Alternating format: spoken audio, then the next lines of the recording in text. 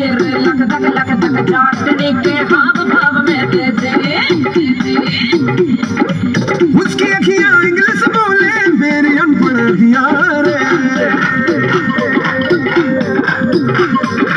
बैठे बैठे ना गई देखो दिल को मेरे ठगियां रे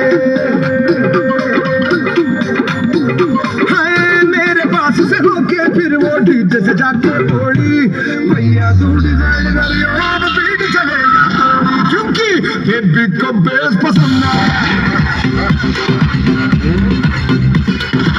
बेबी को बेस पसंद है जब वो नाचे मुझको उसका फेस पसंद